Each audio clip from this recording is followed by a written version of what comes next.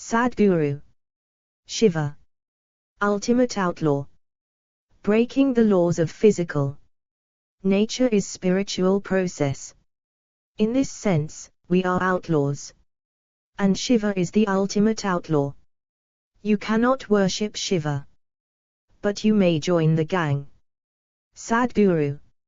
Shiva ultimate outlaw. Sadhguru. Copyright symbol 2014 Sadhguru. First edition, February 2014. All rights reserved. No part of this book may be reproduced in any form without the written permission of the publisher, except in the case of brief quotations embodied in critical articles and reviews. Cover design, typesetting, book layout and compilation done by the Archives of Isha Yoga Center. All photographs used in this book are the copyrighted property of Isha Foundation, unless otherwise noted. Published by Isha Foundation. 15, Govindasamy Niju Layout. Singanalla, Coimbatore, 641005. India. Phone, +91 422 2515345. Email, info@ishafoundation.org.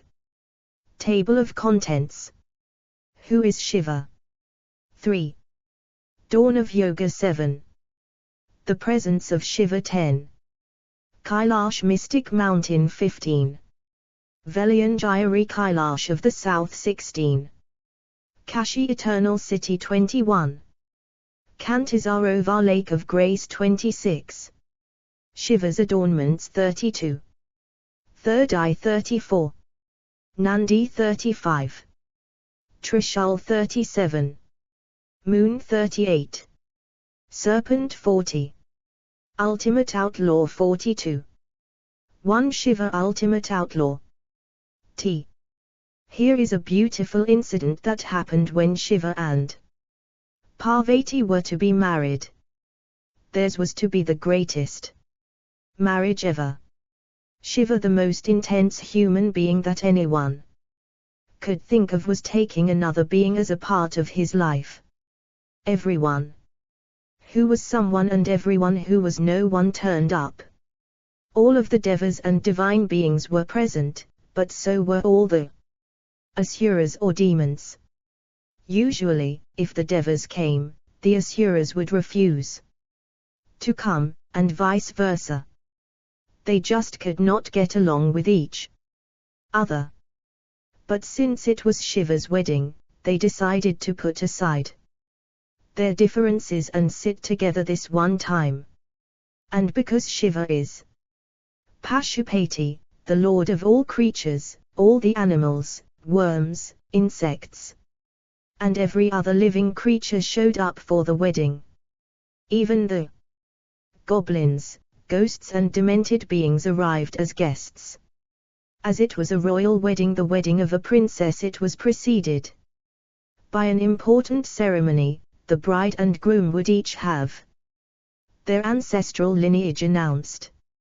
For a king, his lineage is the most important thing, the pride of his life. So with great pomp, Parvati's lineage was announced. This went on for quite a while, and when they finally finished recounting all the details, they turned towards where the groom, Shiva, was sitting. All the guests waited for someone to rise and speak about the glory to Shiva, ultimate outlaw of Shiva's lineage, but no one said a word. The family of the bride wondered, isn't there someone in his clan who can stand up and talk about the greatness of his lineage? But there was no one. No parents, relatives or family of the groom had arrived because he had none. He had just come with his companions, the Gunas, who looked like distorted beings. They could not even speak human language and made a strange cacophony of noises. They all seemed to be drunk and in all kinds of different states. Parvati's father, Parvatraj, then requested Shiva, please tell us your antecedents. Shiva just sat there silently, with a faraway look, neither looking at the bride nor excited about the wedding. He simply sat surrounded by his gunas, staring into nothingness. Repeatedly they asked him, because nobody would give their daughter in marriage to a man without knowing his ancestry. And they were in a great hurry because the auspicious time set for the wedding was quickly passing. But Shiva remained silent. People of the society, the high-born kings and priests, looked at Shiva in great disdain, and the gossip mill began to churn. What is his lineage? Why is he not speaking up? Maybe he comes from some shameful, low-caste background. Then, sage Narada, who was present in the assembly, saw the turn that events were taking, picked up his veena and started plucking at a single string of the instrument. He kept playing the same note. Tuing, tuing, tuing. Irritated by this, Parvati's father, Parvatraj, lost his temper. What is this nonsense? We want to hear the lineage of the groom, but he just ignores us. Am I supposed to marry my daughter to a man like this? And why are you making that annoying noise? Is that supposed to be an answer? Narada replied, this one does not have parents. The king asked, do you mean to say he does not know who his parents are? 3. Shiva ultimate outlaw. No. This one has no parentage. This one has no heritage. This one has no gatra. This one has nothing. All he has is himself. The assembly was confused. Parvatraj said, we know people who don't know who their father or mother is. Such unfortunate situations can happen. But everyone is born of someone. How can he not have a father or mother? Narada replied, because he is Swayambhu, the self-created. He has neither father nor mother. He has neither lineage nor parentage. He belongs to no tradition and does not have a kingdom to back him. He has neither gatra nor nakshatra, and no lucky star watches over him. He is beyond all that. He is a yogi who has embraced the existence as a part of himself. For him, there is only one lineage sound. The primordial, non-existent nature. When it began to find existence, the first thing that came into existence was sound. His first manifestation is in the form of a single sound. Before that he was nothing. That is why I am plucking the string. Who is Shiva? When we say Shiva, there are two fundamental aspects that we are referring to. The word Shiva literally means that which is not. Today, modern science is proving to us that everything comes from nothing and goes back to nothing. The basis of existence and the fundamental quality of the cosmos is vast nothingness. The galaxies are just a small happening, a sprinkling. The rest is all vast empty space, which is referred to as Shiva. That is the womb from which everything is born, and that is the oblivion into which everything is sucked back. Everything comes from Shiva and goes back to Shiva. So Shiva is described as a non-being, not as a being. Shiva is not. Shiva is described as a non-being, not as a being. Shiva is not described as light, but as darkness. 4. Shiva, ultimate outlaw. Described as light, but as darkness. Humanity has gone about eulogizing light only because of the nature of the visual apparatus that they carry. Otherwise, the only thing that is always, is darkness. Light is a limited happening in the sense that any source of light, whether a light bulb or the sun, will eventually lose its ability to give out light. Light is not eternal. It is always a limited possibility because it happens and it ends. Darkness is a much bigger possibility than light. Nothing needs to burn, it is eternal. Darkness is everywhere. It is the only thing that is all-pervading. But if I say divine darkness, people think I am a devil worshipper or something. In fact, in some places in the West it is being propagated that Shiva is a demon. But if you look at it as a concept, there isn't a more intelligent concept on the planet about the whole process of creation and how it has happened. I have been talking about this in scientific terms without using the word Shiva to scientists around the world, and they are amazed, is this so? This was known when? We have known this for thousands of years. Almost every peasant in India knows about it unconsciously. He talks about it without even knowing the science behind it. On another level, when we say Shiva, we are referring to a certain yogi, the Arji or the first yogi, and also the Adi Guru, the first guru, who is the basis of what we know as the yogic science today. Yoga does not mean standing on your head or holding your breath. Yoga is the science and technology to know the essential nature of how this life is created and how it can be taken to its ultimate possibility. Shiva refers to both of these because in many ways they are synonymous. This being, who is a yogi, and that non-being, which is the basis of the existence, are the same, because to call someone a yogi means he has experienced the existence as himself. If you have to contain the existence within you even for a moment as an experience, you have to be that nothingness. Only nothingness can hold everything. Something can never hold everything. A vessel cannot hold an ocean. This planet can hold an ocean, but it cannot hold the solar system. The solar system can hold these few planets and the sun. 5. Shiva, ultimate outlaw.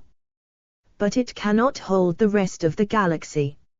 If you go progressively like this, ultimately you will see it is only nothingness that can hold everything. The word yoga means union. A yogi is one who has experienced the union. That means, at least for one moment, he has been absolute nothingness. When we talk about Shiva as that which is not and Shiva as a yogi, in a way they are synonymous, yet they are two different aspects. Because India is a dialectical culture, we shift from this to that and that to this. Effortless. One moment we talk about Shiva as the ultimate, the next moment we talk about Shiva as the man who gave us this whole process of yoga. Unfortunately, most people today have been introduced to Shiva only through Indian calendar art. They have made him a chubby-cheeked, blue-colored man because the calendar artist has only one face. If you ask for Krishna, he will put a flute in his hand. If you ask for Rama, he will put a bow in his hand. If you ask for Shiva, he will put a moon on his head, and that's it. Every time I see these calendars, I always decide to never ever sit in front of a painter. Photographs are all right, they capture you whichever way you are. If you look like a devil, you look like a devil. Why would a yogi like Shiva look chubby-cheeked? If you showed him skinny, it would be okay, but a chubby-cheek Shiva, how is that? In the yogic culture, Shiva is not seen as a god. He was a being who walked this land and lived in the Himalayan region. As the very source of the yogic traditions, his contribution in the making of human consciousness is too phenomenal to be ignored. This predates all religion. Before people devised divisive ways of fracturing humanity to a point where it seems almost impossible to fix, the most powerful tools necessary to raise human consciousness were realized and propagated.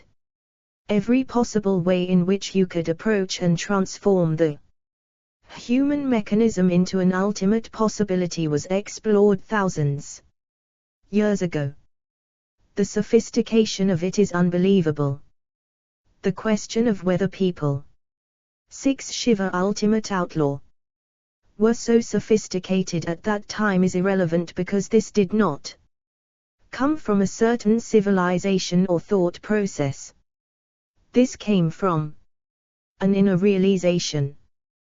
This had nothing to do with what was happening around him. It was just an outpouring of himself. In great detail, he gave a meaning and a possibility of what you could do with every point in the human mechanism. You cannot change a single thing even today, because he said everything that could be said in such beautiful and intelligent ways. You can only spend your lifetime trying to decipher it. This transmission of the yogic sciences happened on the banks of Kantisarova, a glacial lake a few miles beyond Kedarnath in the Himalayas. In the yogic law, Shiva is not seen as a god, but as the Adi-yogi, the first yogi, and the Adi-guru, the first guru. 7 Shiva ultimate outlaw. Dawn of yoga. Over 15,000 years ago, Adi-yogi appeared in the upper regions of the Himalayas. No one knew where he came from or what his origins were. He just came and went into intense ecstatic dance upon the mountains. When his ecstasy allowed him some movement, he danced wildly. When it became beyond movement, he became utterly still. People saw that he was experiencing something that nobody had known before, something that they were unable to fathom. So they gathered around him wanting to know what it was. But no one had the courage to go near him because he was so intense, like a blazing flame of fire. So they waited, hoping something would happen. Nothing happened. He did not even seem to know that they existed. He was either in intense dance or absolute stillness, paying no attention to what was happening around him. So people came, waited a few months, and left. Because the man was oblivious to the presence of others. Only 7 hardcore seekers stuck on. These 7 were insistent that they must learn from him, but Shiva ignored them. They pleaded and begged him, "Please, we want to know what you know." Shiva dismissed them, "You fools, the way you are not going to know in a million years. You need to prepare. A tremendous amount of preparation is needed for this. This is not entertainment." But they hung on. Seeing their perseverance, he said, "I will give you a preparatory step. Do this for some time. After that, we'll see." So they started preparing. Days rolled into weeks, weeks into months, and months into years. Still, he ignored them. Then, one day, after 84 years of sadhana, when the sun's run with relation to this planet was shifting from the northern run to the southern run known in this tradition as Uttarayana and Dakshinayana Argyojai happened to look at these 7 people and saw that they had become shining receptacles of knowing. After 84 years of intense, involved sadhana, they had built their systems to such power and capability. 8 Shiva ultimate outlaw. That they were absolutely ripe to receive. He could not ignore them anymore. He watched them closely for the next 28 days, and when the next full moon rose, he decided to become a guru. That full moon day is known as Guru Purnami because the Argyojai transformed himself into the Adi Guru. The first Guru was born on that day. He took the 7 disciples to Kantisarovar and started a systematic exposition of yoga in a scientific manner.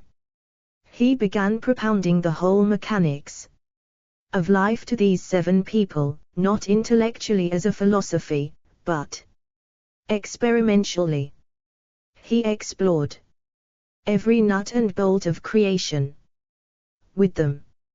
He brought forth yoga as a technology with which every human being can evolve himself.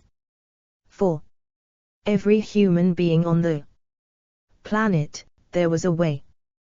This is the science of the human mechanism, to be able to dismantle it or put it together. The transmission went on for a long period of time.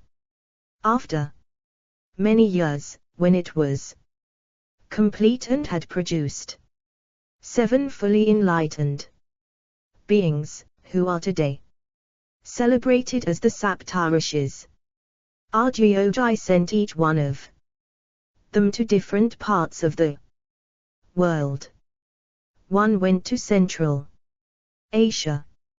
Another went to North Africa and the Middle East, where certain schools exist even today.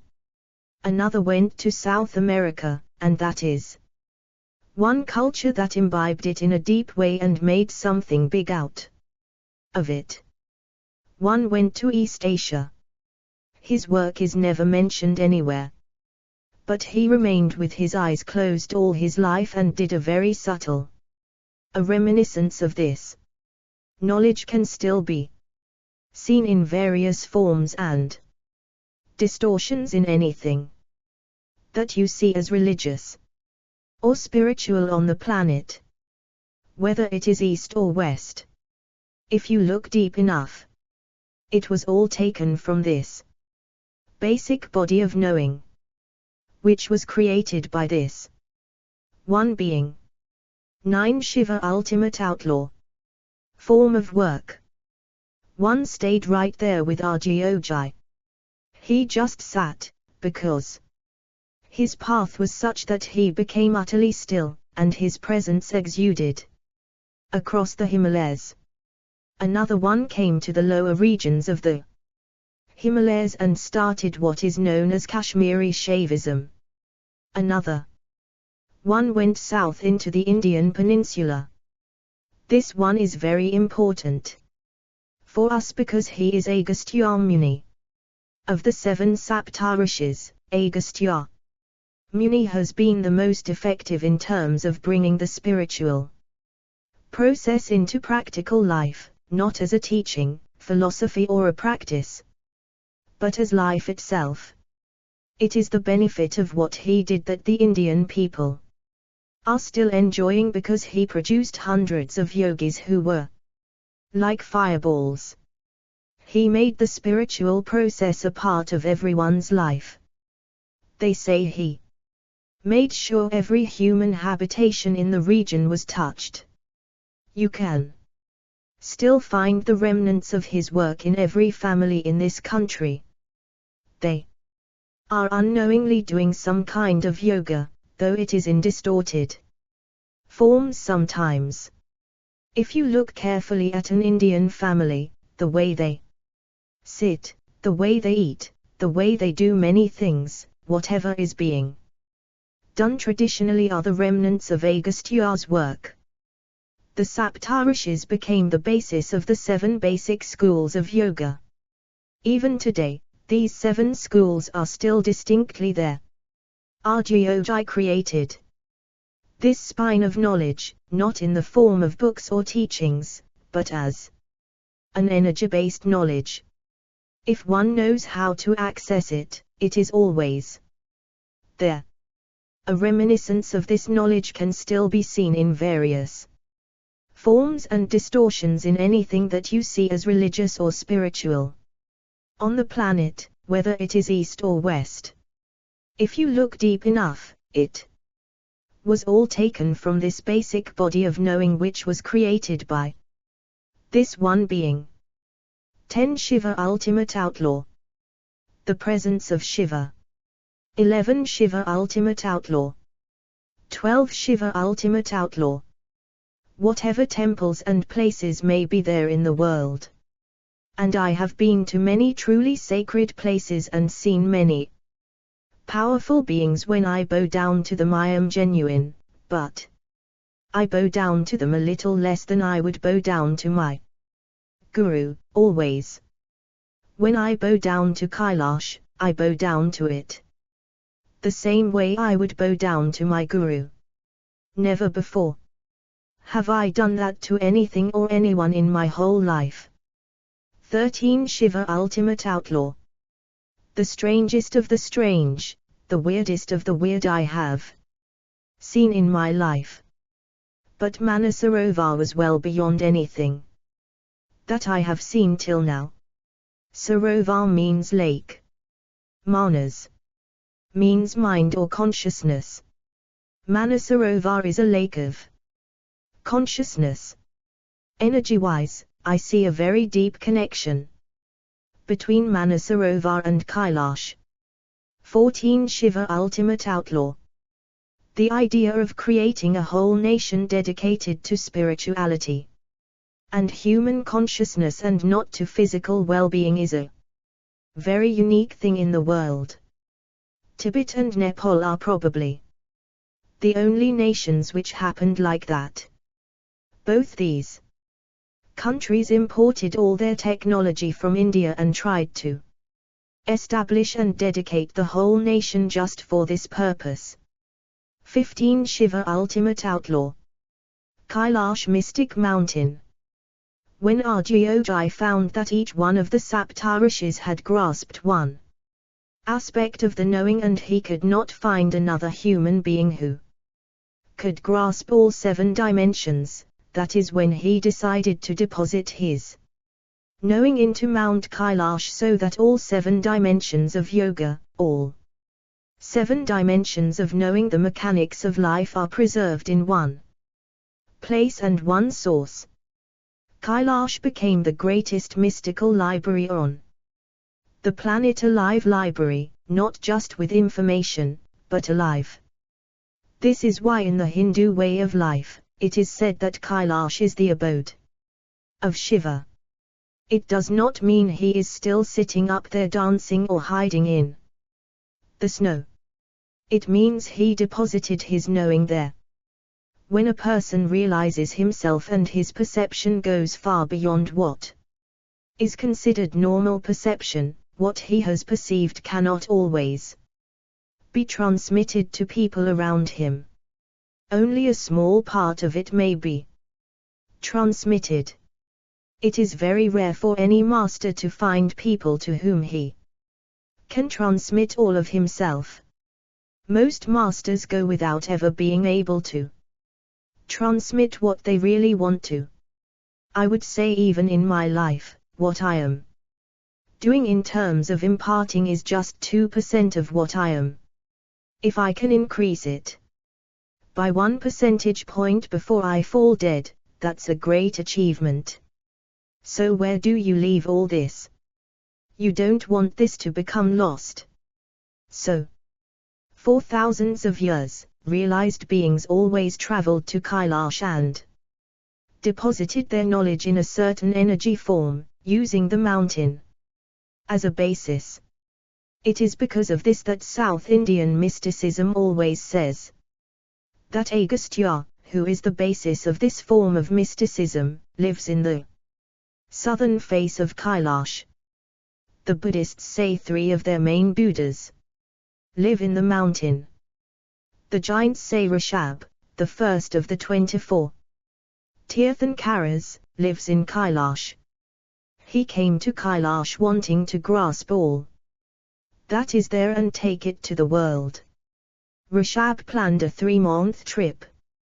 But the 3 months stretched into 7 years. He endlessly gobbled the stream of knowledge that is there. He was never satisfied.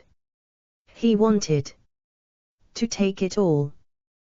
He made a phenomenal effort, but when he tried to take all of it, it took him. That is the only way it could happen. You cannot contain it, but it can easily contain you.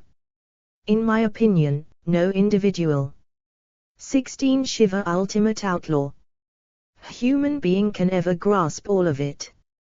It's too much. We can take quite a substantial amount, but not all of it. The only way to grasp it all is to become one with it. For a spiritual seeker, Kailash is like touching the ultimate source on this planet. For one who is in pursuit of mysticism, this is the place. There is no other place like this. Velayanjayari Kailash of the south.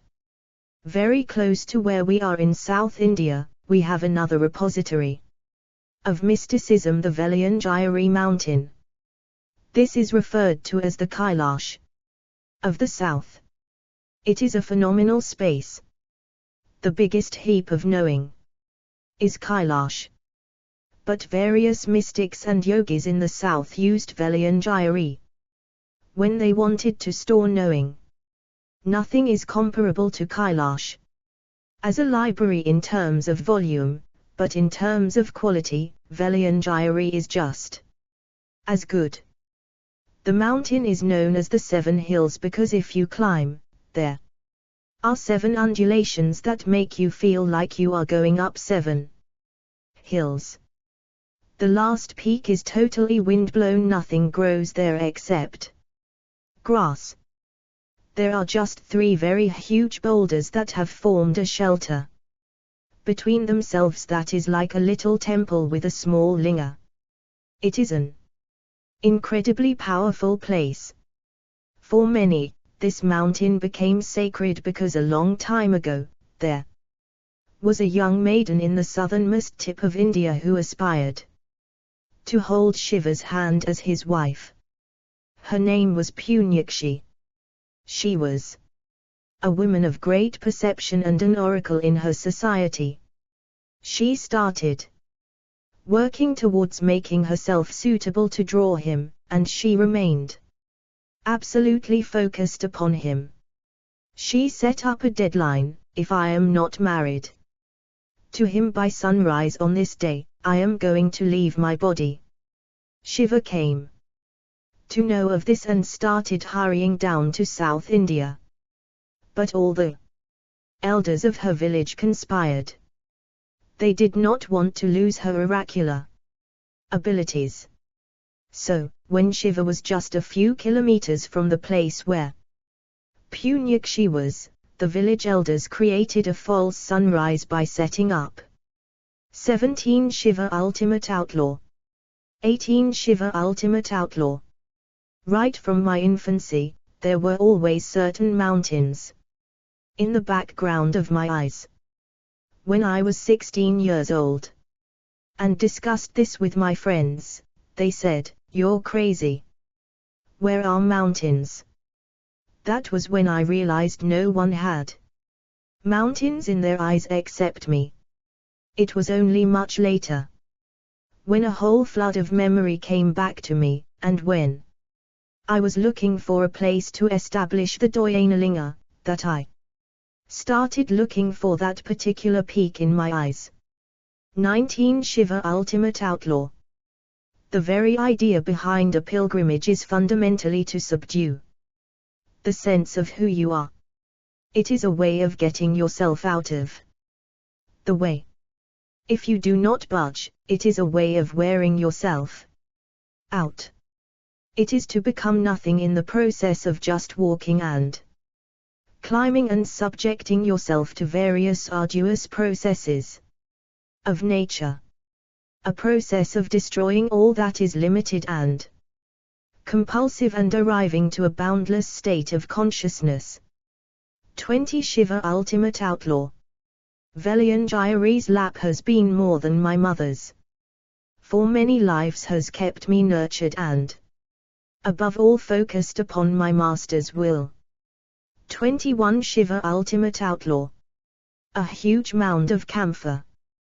When the mound lit up, the early morning dew acted like a magnifying glass and multiplied the light so that it looked like the sun had risen. Shiva was so close, just 22 kilometers away, but he thought it was over and turned back. When she heard that he wasn't coming, Punyakshi was furious and heartbroken. Being an accomplished yogi, she walked to the edge of the land and left her body standing. Even today she stands as Kanyakumari. There is a shrine at the very tip of the Indian landmass which is the Maiden's Shrine. Shiva, having turned back, was despondent and frustrated with himself for not having made it in time. He started walking back, and needed a place to sit and work out his despondency. So he climbed up Velanjayari and sat at the peak. It is a very strange kind of place because he was not sitting there in blissfulness, he was not sitting in meditation, he sat in a certain kind of despondence and anger about himself. He stayed there for a considerable amount of time, slowly settled himself, and left. But he left his energies here. For thousands of years, those who came seeking used these energies as a way to know. The yogis and siddhas who came down this mountain were completely of a different kind, extremely fierce and intense people. So many beings, the kind of men that gods would be envious of because they lived with such grace and dignity, have walked this mountain. These great beings let the whole mountain imbibe what they knew, and it can never be lost. This is also a mountain where my guru walked and the place he chose to shed his body. So this is not just a mountain, this is a temple for us. Kashi, eternal city. Essentially, there are two fundamental ways of looking at the existence. One way is, people believe there is a God somewhere and when he has nothing to do, he will create a creation. This is one kind of belief system. In other words, that which people refer to as God is transcendental. It is not associated with creation, it is something that he throws out. 22 Shiva Ultimate Outlaw. If you have the necessary technology, you can make the simple space around you into a divine exuberance. You can just take a piece of rock and make it into a god or a goddess. This is the phenomenon of consecration. An enormous amount of knowledge about this dimension of life was perpetuated in India, and this was held as the most important thing. 23 Shiva Ultimate Outlaw. Kashi was the center of rituals. These were for people who did not know how to do anything with themselves, but they knew enough that something needs to be done with them. When that is the case, an instrument like this is very useful. But there is nothing as surefire as doing something internally. That is the best way. Once you have been initiated into a process, that is more important than anything. 24 Shiva Ultimate Outlaw. Another name for Kashi is Mahasmarshana, the Great Cremation Ground. The core of Kashi is Manikarnika, where at least one corpse will always be burning. The point is that the necessary atmosphere was created for those who died and for those who were burned there, because people were looking at life and death as a means of rising beyond the elemental play created in the form of the individual body and the cosmic body. 25 Shiva Ultimate Outlaw. Another way of looking at the creation is that it is cosmogenic. The word cosmogenic comes from two words, cosmos and genesis. Cosmos, in Greek, literally means made to order. Or in other words, it is made to a plan, not a random happening. It is not something that fell out of somebody's mouth or hands, but something that is consciously created. Anybody who pays a little attention will clearly know that it is not happening haphazardly. It is in a process of genesis or evolution, always from within itself. When the yogis saw the nature of the cosmos as to how it is evolving from within itself, and how its ability to evolve is quite limitless, they were tempted to make their own. In Kashi, they built a kind of instrument in the form of a city that brings a union between the micro and the macro. This little human being can have a phenomenal possibility of uniting with the cosmic reality and knowing the pleasure, ecstasy and beauty of becoming one with the cosmic nature. Geometrically, Kashi is a perfect manifestation of how the cosmos, or the macrocosm and the microcosm, can meet. There have been many instruments like this in the country, but to create a city like Kashi is a mad ambition. And they did it thousands of years ago. There were 72,000 shrines, the number of nadis in the human body. The whole process is like a manifestation of a mega human body to make contact with a larger cosmic body. It is because of this that the whole tradition came up. If you go to Kashi, that is it. You don't want to leave the place, because when you get connected to the cosmic nature, why would you want to go anywhere else? The legend of Kashi goes 100% by the fundamental that Shiva himself lived here. This was his winter place.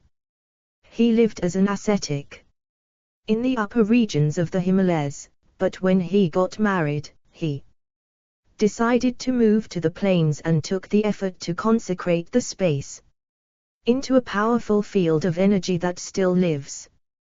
There are stories about how he sent people to Kashi, one after another, and they never came back, because it was so fantastic.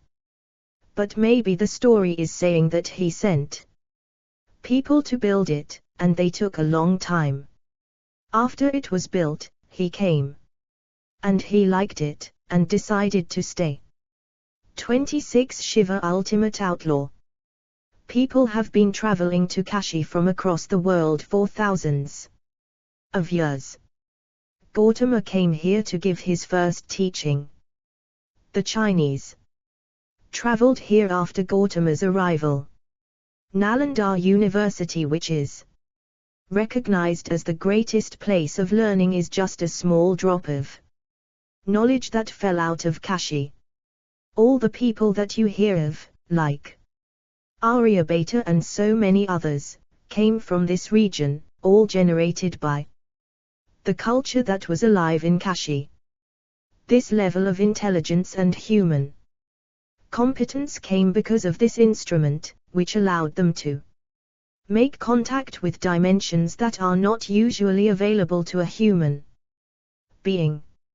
It was not something that they logically thought of. They saw the existence the way it is, by seeing the nature of the creation, human Intelligence matured in ways that nobody had ever imagined possible. In the last few centuries, Kashi was razed to the ground thrice. How much of it is alive today is a question mark, but definitely something is. Still on, it is not all gone. It is a misfortune that we were not alive when it was in full glory. It must have been the most phenomenal place to have drawn people from across the world. We have survived the past, but the question is, will we survive the future? When I say we, I am not talking about a particular religion. I am talking about those populations on the planet who are willing to look at life the way it is, not trying to impose their opinion on someone else. The world does not need dogma, philosophies or belief systems. What it needs is for human ability to go beyond our sense organs and be able to perceive something that is right now considered beyond. This is the only way a human being will know. This is the only way human consciousness will expand. This is the only way a human being will evolve beyond the narrow divisions that have happened in human societies. Kantisarova Lake of Grace. Many years ago, I used to travel alone for a month or two every year in the Himalayas. The first time I went to Kantisarova was in 1994. Kantisarova is the lake that burst out and came to Kedar during the 2013 floods. 27 Shiva Ultimate Outlaw. For a person who is seeking some kind of spiritual uplift, Kedar is a boon whose proportions you cannot imagine. That is how it is, if one is open to this. It is very difficult to explain to you what it means. After all, it is just a mountain, an outcrop of rock. But it is the type of people who lived here, and what they have done to the space for these thousands of years that makes the enormous difference. 28 Shiva Ultimate Outlaw. Ganga is not just a river to people, it is many more things. Certain parts of the river were consecrated over a period of time by certain people, and if you are open to it, it can be very powerful. Though my approach to spirituality and the inner dimensions of life is very scientific, still, I cannot help being emotionally associated with the Ganga because of the nature of how the river is. This is not something that can be described. A person has to experience the river as a life force. 29 Shiva Ultimate Outlaw. Today, it is being called Gandhi Sarovar. It is actually Kantisarova. Kanti means grace, Sarovar means a lake. It is a lake of grace. The legend goes that Shiva and Parvati lived on the banks of Kantisarova, and in Kedar lived many yogis whom Shiva and Parvati would visit. Kedarnath itself is a tremendous space. The utterance of the sound Shiva attains a completely new dimension and significance in Kedar. It is a space which has been specially prepared for this particular sound. It is not right to say this, but it is almost like on this planet, the sound Shiva emanates from this place. For thousands of years, people have experienced that space as a reverberation of that sound. When I got to Kedar after a long trek, I heard about Kantisarova, so one afternoon, I decided to go there. I set forth around 2 or 2:30 p.m. and got there in a little more than an hour's time. There was the lake and snow-capped mountains around it. In terms of nature, it is fantastic, this huge lake of absolutely still water, no vegetation and all the snow-covered peaks reflecting in the totally still water. It was an incredible place. I just sat there, and the serenity, silence and purity penetrated my consciousness. The climb, the altitude and the desolate beauty of that place left me breathless. I sat in that stillness on a small rock with my eyes open, imbibing every form around me. The surroundings gradually lost their form and only nada's sound existed. The mountain, the lake, and the whole surroundings, including my body, did not exist in their usual form. Everything was just sound. Within me a song arose, nada. Brahma Vishwaswarupsa. I am somebody who always avoided learning the Sanskrit language. Though I like the language very much and I know the depth of the language, I avoided learning it because the moment you learn Sanskrit, you will invariably end up reading the scriptures. My own vision has never failed me in anything even for one moment, so I did not want to clutter myself with scriptures and all these traditions. So I avoided the Sanskrit language. While I was sitting there, my mouth was definitely closed and my eyes open, and I heard this song in a big way, in my voice. It was my voice. 30 Shiva Ultimate Outlaw. Nada Brahma Vishwaswarupsa. Nada Hai Sakala Jivarupsa. Nada Hai Karma Nada Hai Dharma. Nada Hai Bandhana Nada Hai Mukti. Nada Hai Shankara Nada Hai Shakti. Nadam Nadam Sarvam Nadam. Nadam Nadam Nadam Nadam. 31 Shiva Ultimate Outlaw. Singing, and it was a Sanskrit song. I heard it clearly, loudly. So loud, it was like the whole mountain was singing. In my experience, everything had turned into sound. That is when I perceived this song. I didn't make it up, I didn't write it, it just descended upon me. The whole song flowed out in Sanskrit. The experience was overpowering. Slowly, after some time, everything fell back into its earlier form. The fall of my consciousness, the fall from nada to rupa, filled my eyes with tears. If you just give yourself to that song, there is a kind of power to it. It has a power to dissolve a person, if you really throw yourself into it. 32 Shiva Ultimate Outlaw. Shiva's adornments. 34 Shiva Ultimate Outlaw. 34 Shiva Ultimate Outlaw. Third eye. Shiva has always been referred to as Triambaka because he has a third eye. The third eye does not mean someone's forehead cracked and something came out. It simply means another dimension of perception has opened up. The two eyes can see only that which is physical. If I just cover them with my hand, they cannot look beyond that. That is how limited they are. If the third eye opens, it means another dimension of perception, which is inward looking and looks at life completely differently, has opened up, and everything that can be perceived is perceived. If your perception has to evolve and enhance itself, the most important thing is that your energy has to evolve and enhance itself. The whole process of yoga is to evolve and refine your energies in such a way that your perception is enhanced and the third eye opens. The third eye is the eye of vision. The two physical eyes are just sensory organs. They feed the mind with all kinds of nonsense, because what you see is not the truth. You see this person or that person and you think something about him, but you are not able to see the Shiva in him.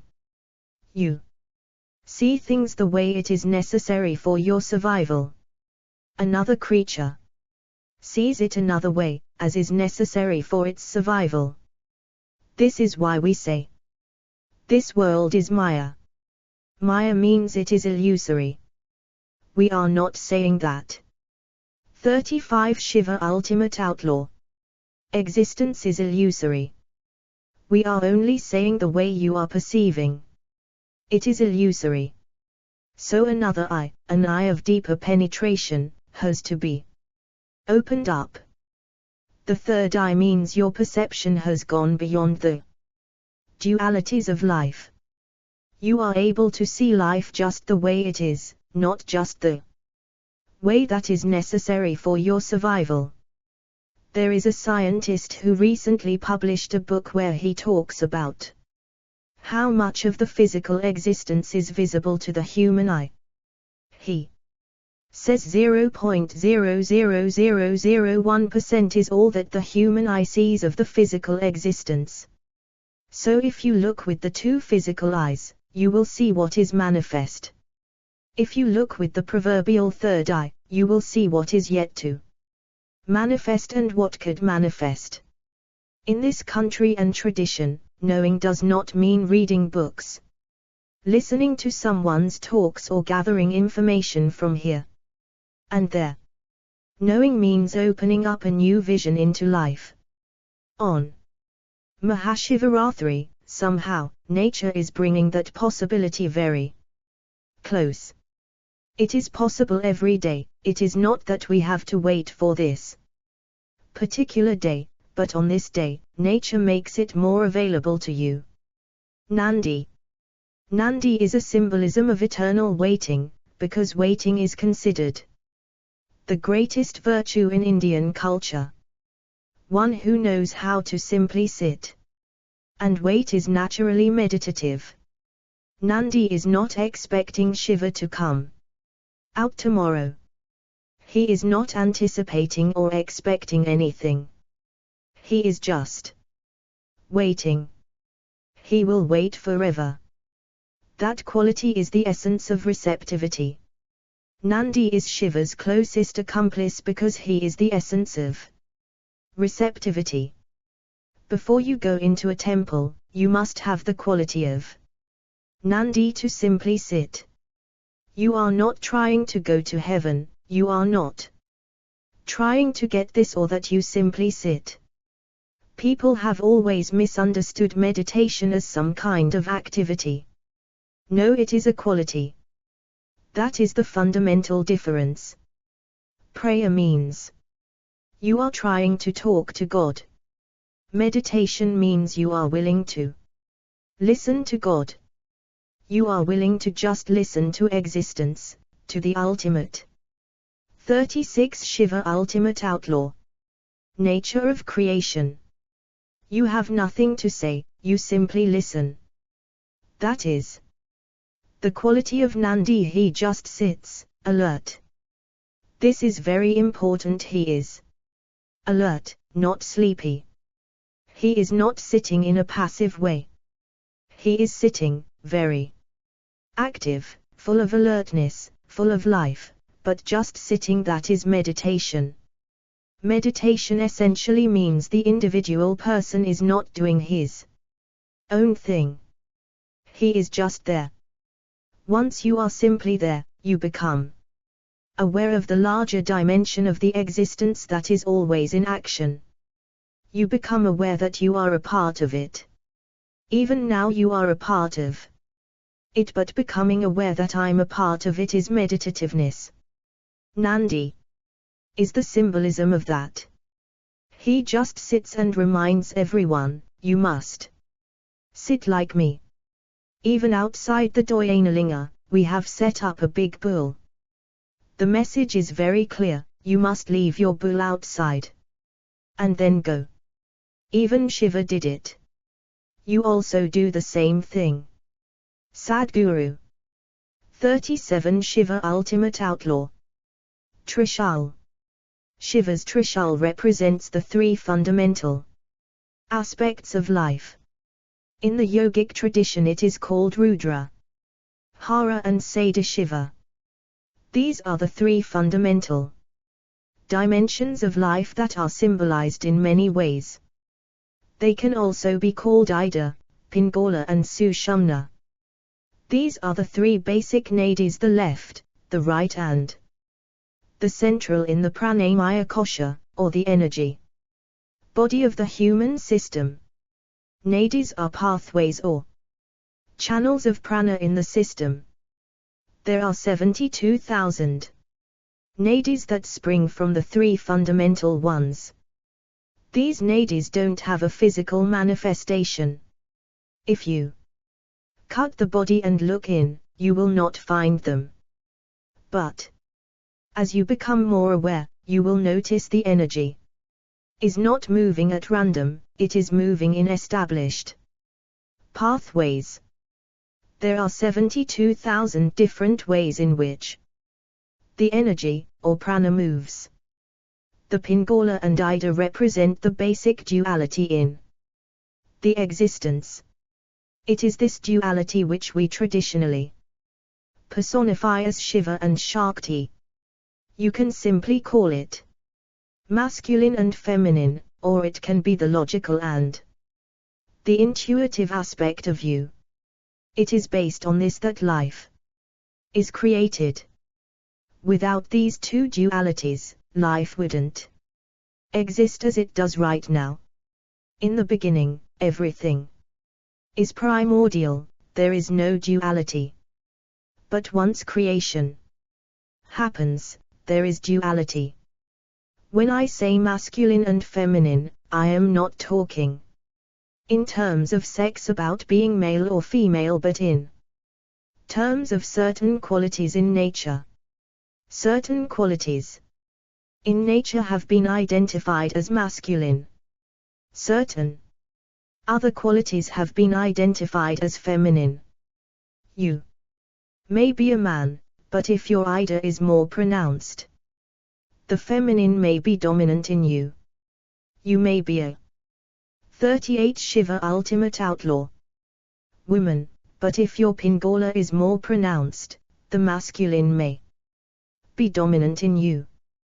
Bringing a balance between the Ida and Pingala will make you effective in the world. This will allow you to handle life aspects well. Most people live and die in Ida and Pingala.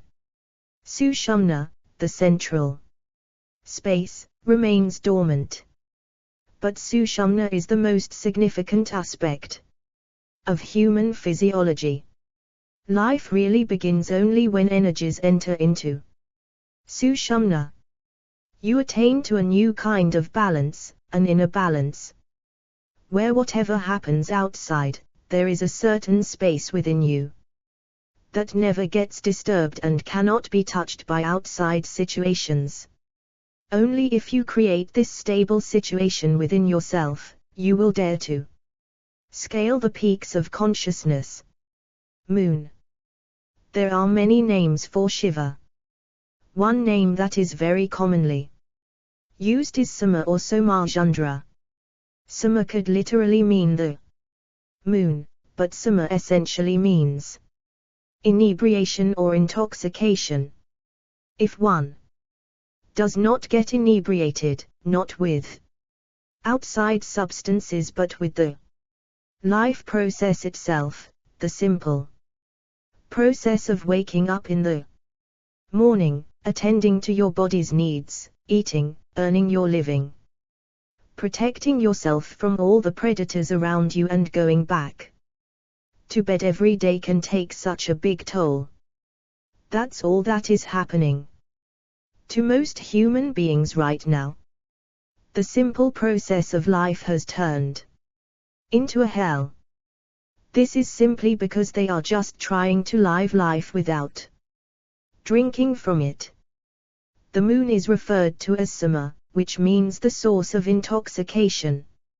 If you have gone out on a moonlit night somewhere where there are 39 Shiva ultimate outlaw, no electric lights, or if you just look at the moonlight, slowly, you will get lightheaded. Have you noticed this? We can do it without the moonlight also, but moonlight does it very well. It is because of this quality that the moon is referred to as the source of intoxication. Shiva uses the moon as a decoration because he is a great yogi who is intoxicated all the time, but he sits in great alertness. To enjoy the intoxication, you must be alert. Even when you drink, you try to stay awake and enjoy the intoxication. And that is how yogis are totally drunk, but fully alert. The science of yoga gives this pleasure to you to be internally drunk all the time. Yogis are not against pleasure. It is just that they are unwilling to settle for little pleasures. They are greedy.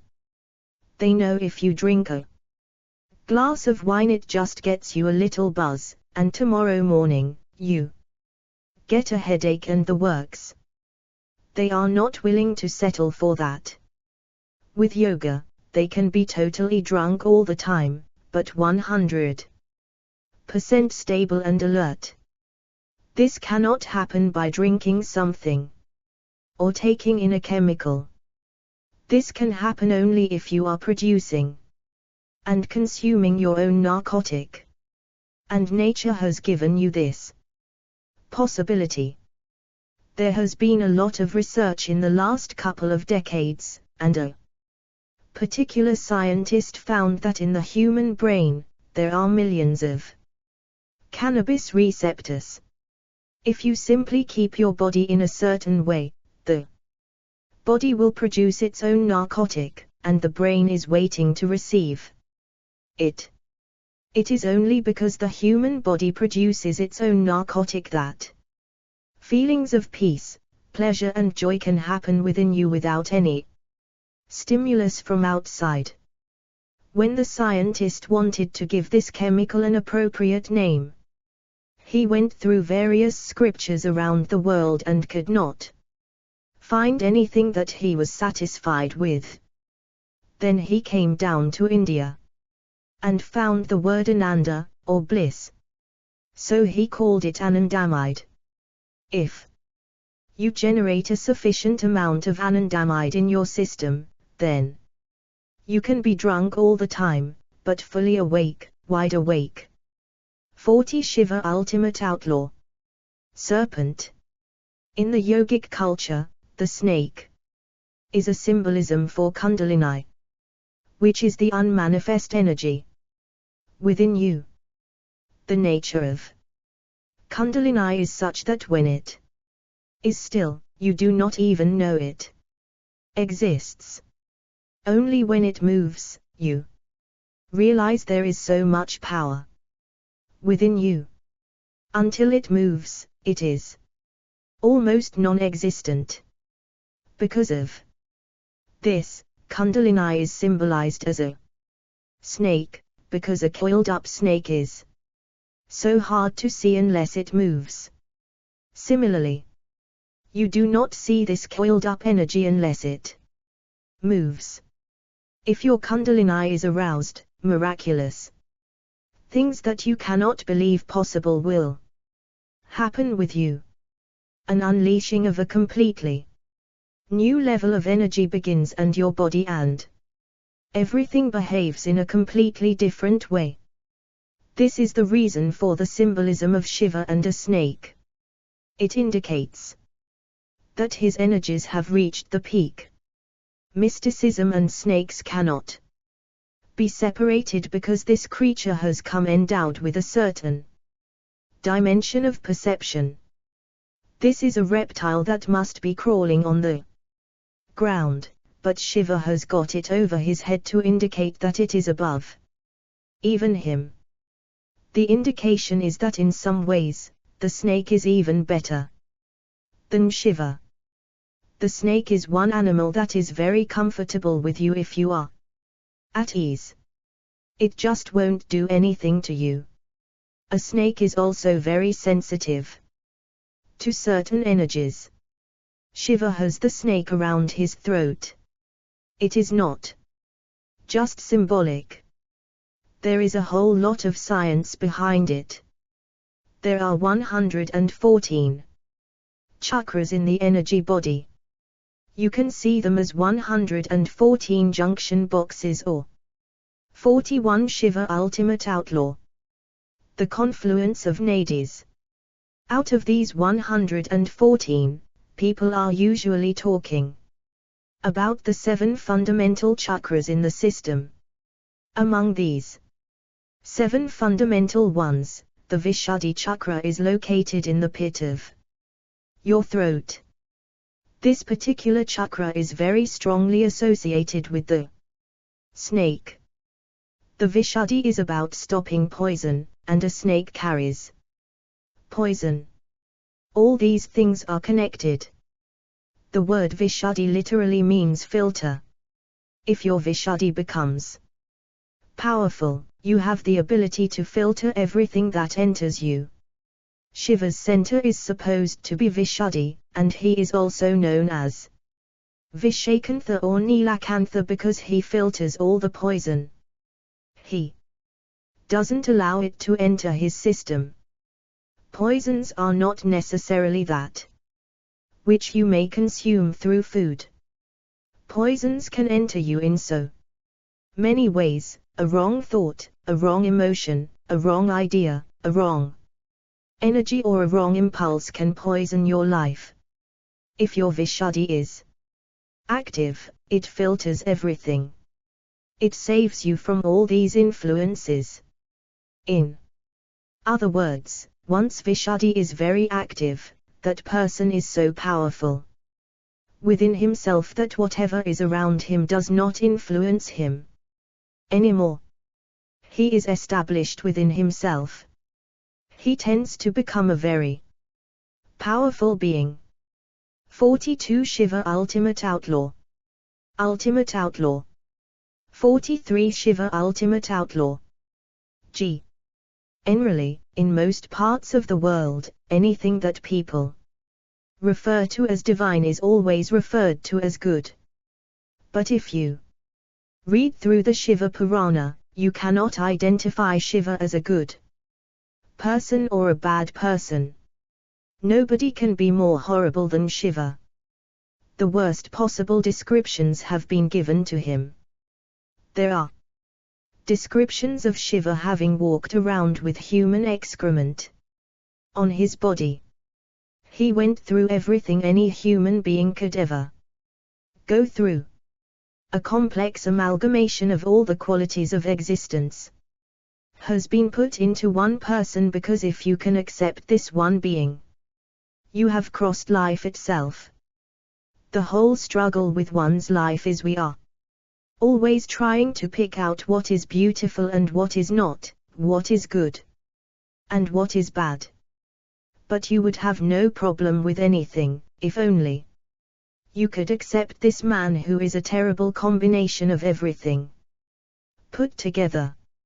44 Shiva Ultimate Outlaw. He is the most beautiful, but he is also the ugliest. He is a great ascetic, and also a family person. He is the most disciplined, but also a drunkard and a drug addict.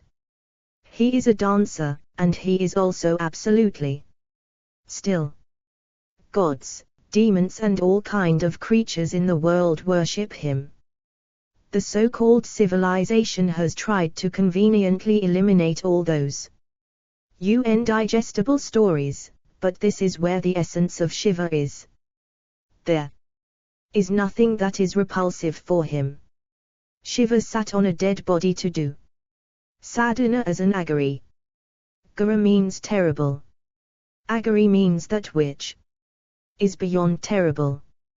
Shiva is an agari, he is beyond the terrible. The terrible does not touch him, nothing repels him. He is an all-embracing kind, not out of compassion or any other emotion as you might like to think, but simply because he is like life. Life is naturally all-embracing. The problems of whom you can embrace and whom you can't are only psychological problems, not life problems. Even if your enemy is sitting next to you, the life in you has no problem what your enemy exhales, you inhale. Your friend's exhalation does not feel any better than your enemy's. The problem is only psychological. Existentially, there is no problem. So an agari is not in a state of love. The spiritual process in this part of the world never taught you about being loving, compassionate, kind, or anything like that. These not even considered spiritual, these are social aspects. Being kind and smiling at people around you is a family and social business. A human being is supposed to have that much sense, so no one thought it was necessary to teach such things. An agari is an embrace with the existence, not out of love. He's not so superficial, he is in a life embrace. He treats food and his excrement the same way. He treats the dead and the alive the same way. He treats a well-preserved body and a rotting body the same way, simply because he wants to become absolute life. He does not want to be trapped in his own psychological process. Some time ago, I had a guest from Australia. I was driving him around in Mysore to show him a few places. The way this person was, if I drove fast, he would say, shit. If I braked, he would say, shit. If he saw something beautiful, he said, shit. If he saw something ugly, shit. If he liked something, shit. If he didn't like something, again, shit. 45 Shiva Ultimate Outlaw. I was just listening to this, thinking, why do they go on chanting this like a mantra throughout the day? Maybe they are constipated and they are trying to invoke themselves. That should be over in the morning. Why are they dragging it through the day? Then I observed this person. When he was worked up, he said, shit, and he settled down. So I did not want to disturb it. Anything that is working for anyone, I do not want to disturb it. If it works, it is fine. We say Shiva, he says, shit. The difference is only cultural. What are you equating Shiva and shit? This is the highest, that is the lowest. Are you equating these two? I am not equating the two. It is just that. In your mind, can you store Shiva in one place and shit in another place? In your mind, everything is together, especially if it is stored alphabetically. Shiva and shit must be next to each other. It is with a very deep understanding of life that we have arrived at the sound that we call as Shiva. We know the sounds Shiva can do incredible things to you. If you are receptive enough, this sound can be explosive. Just one utterance will explode within you in such a powerful way. It has that kind of power. This is a science that has been understood from a very deep experience within ourselves. We have looked at it in great depth. The sound Shi in Shiva fundamentally means power or energy. In the Indian way of life, we have always symbolized the feminine as power, Shakti. Somehow, the English language found the same word to describe the feminine as Shi. Shi fundamentally means Shakti, or energy. But if you just go on doing too much Shi, it will take you off balance. So Va in the mantra is added as a damper to slow it down and keep the balance. Va comes from Vama, which means mastery. In the mantra Shiva, one energizes it and the other balances or takes control of it. Undirected energy is of no use, it could be destructive. So when we say Shiva, we are talking about directing the energy in a certain way, in a certain direction. The word shit also starts the same way. Somehow, accidentally, they discovered the word and held on to it. We have looked at it in great 46 Shiva Ultimate Outlaw depth as a science, and we know the sound can do incredible things to you. So when you say Shiva, it is not about religion. Today, the world is divided in terms of which religion you belong to. Because of this, if you utter something, it looks like you belong to some party. This is not religion, this is the science of inner evolution. You don't have to worship Shiva. I don't. I am worshipful towards everything, but I have never said a prayer in my whole life. When I say Shiva, for me it's everything. When I utter Shiva, whatever I wish to know is here for me. If I sit here long enough, just with one word I will know the whole existence. It is because of this that I walk through life with such ease. Just Shiva. You must know the strength of that. Don't get lost in your logical mind. This is not that kind of nonsense. This doesn't belong to that genre. This is a way of going beyond where you are. This is a way of stepping beyond the boundaries that human beings are supposed to stay within. We are vagabonds who will not go by the rules set by nature. Nature has set some laws for human beings, they have to be within that. Breaking the laws of physical nature is spiritual process.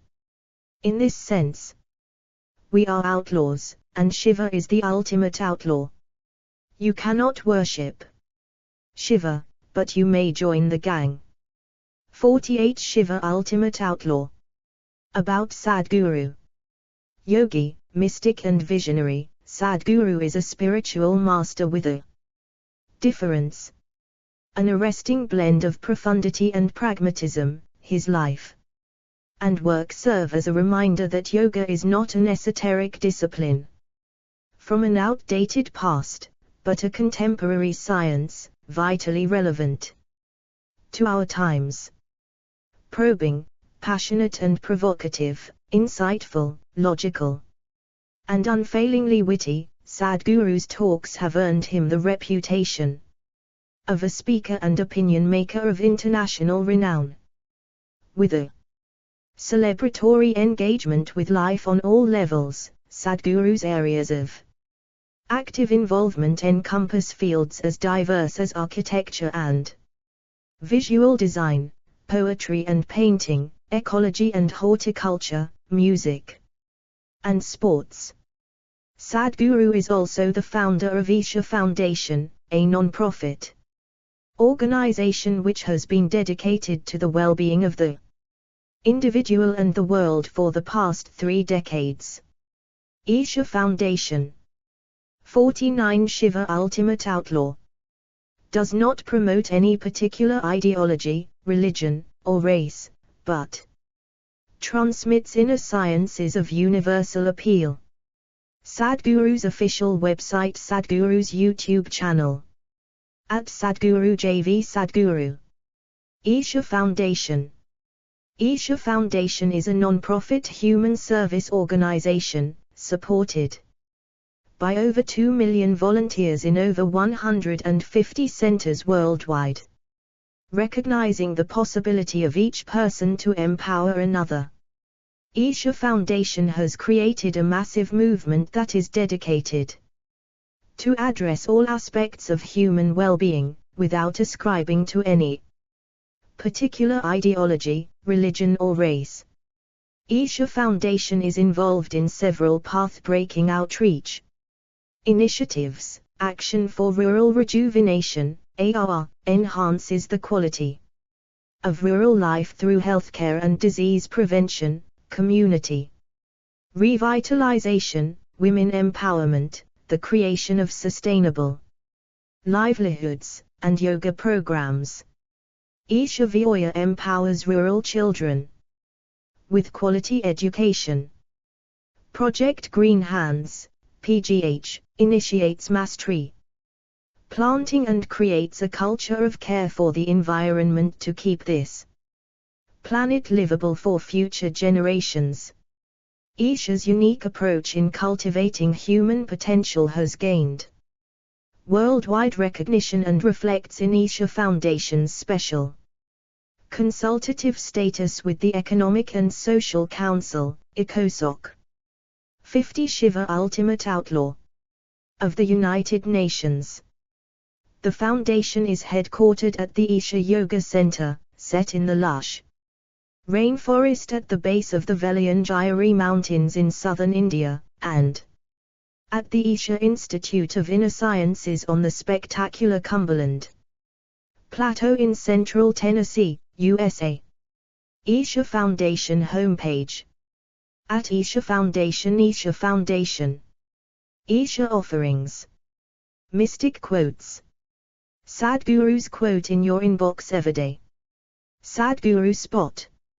Sadhguru shares his latest musings on life, from wherever he is at the moment. Every Wednesday in your inbox. Isha downloads.